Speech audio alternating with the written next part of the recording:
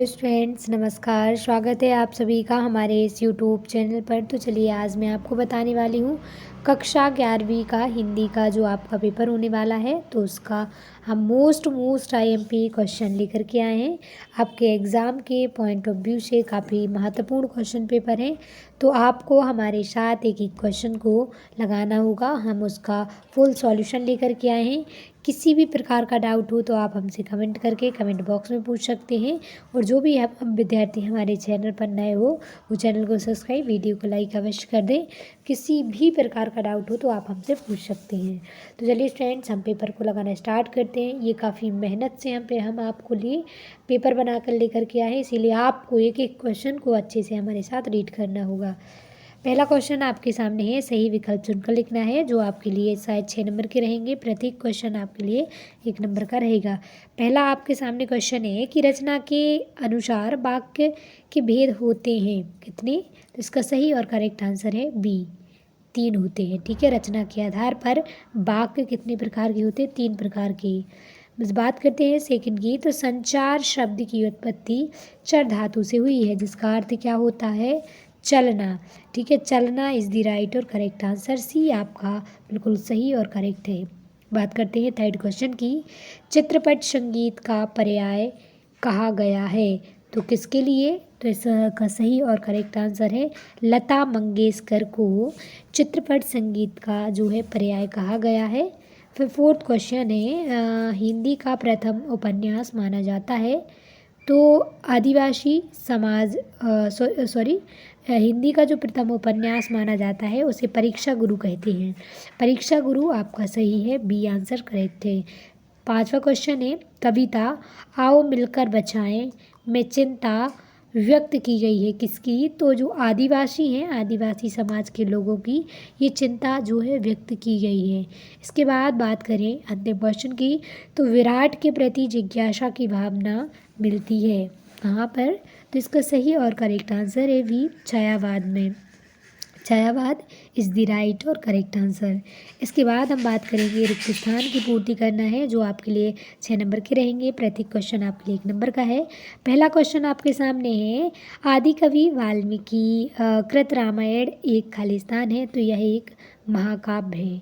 Second है, diary नितांत खालिस्तान रचना है, तो डायरी जो नितांत है एक वैयक्तिक रचना है। कैसी? वैयक्तिक इज़ द राइट और करेक्ट है। भारतीय संगीत में मुख्यवाद खालिस्तान रहा है, तो क्या रहा है मुख्यवाद? इसका सही उत्तर है बीणा। बीणा जो है आपका करेक्ट आंसर है।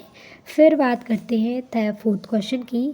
धनराम खालिस्तान दर्जे तक ही स्कूल का मुँह देख पाया था, तो इसका जो सही और करेक्ट आंसर है तीसरा। तीसरा इज़ द राइट और करेक्ट है।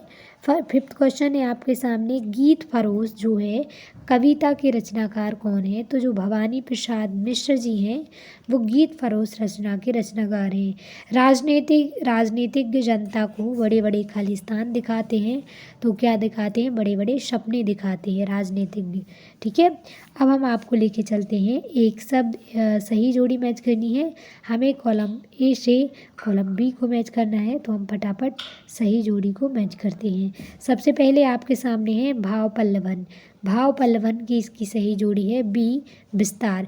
भाव पल्लवन में क्या होता है? किसी भी चीज़ का विस्तार करना।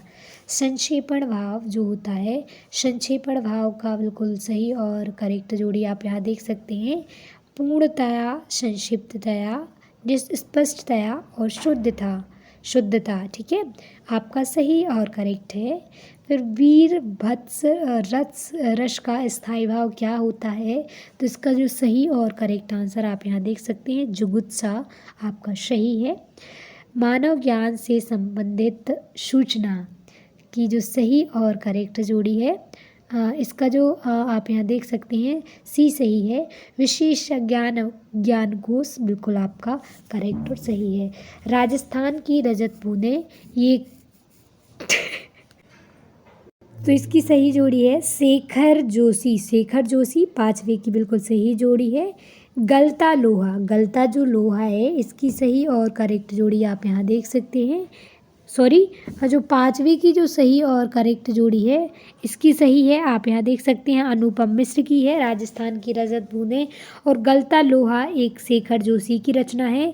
हे भूख मत मचल, ये जो रचना है ये अक्का महादेवी की ये रचना है। तो आप यहाँ इसको मैच कर सकती हैं।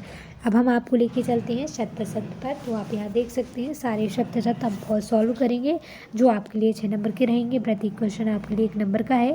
पहला है आपके सामने, ही तो वी तक आदि, ये निपात शब्द है, तो जी हाँ बिल्कुल सही और करेक्ट है।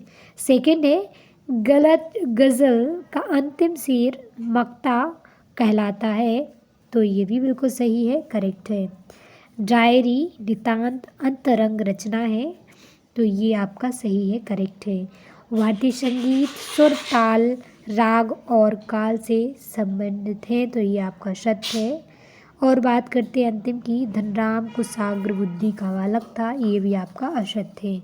ठीक है, अब हम आपको लेके चलते हैं 5th क्वेश्चन पर, जहां आप देख सकते हैं एक शब्द एक वाक्य में उत्तर देना है, जो आपके लिए 5 नंबर के रहेंगे। प्रत्येक 7 नंबर के रहेंगे। प्रत्येक क्वेश्चन आपके लिए 1 नंबर का है। पहला आपके सामने क्वेश्चन है, 2 या 2 से अधिक व्यक्तियों के बीच होने वाला संभाषण क्या कहलाता है? तो इसे हम क्या कहते हैं? संवाद कहते हैं। ठीक है, संवाद आप इसको भर सकते हैं। संवाद आपका सही और राइट आंसर है। सेकंड है, रोला छंद में यति कहाँ होती है? तो जो 11 और 13 मात्राओं पर, ठीक है, 11 और जो 13 मात्राएं हैं उन पर क्या होती है? यति होती है। ठीक है, अब हम बात करेंगे 3rd क्वेश्चन की, काव्य के कितने वेद होते हैं? तो काव्य के 2 वेद होते हैं। ठीक है, 2 वेद आपका सही और करेक्ट आंसर है। फिर बात करते हैं 4th की, तो कंपनी उम्मीदवार को किसके आधार पर चुनती है? तो जो है स्ववृत्त के आधार पर। ठीक है, स्ववृत्त के आधार पर जो है कंपनी चुनती है अपने आप को।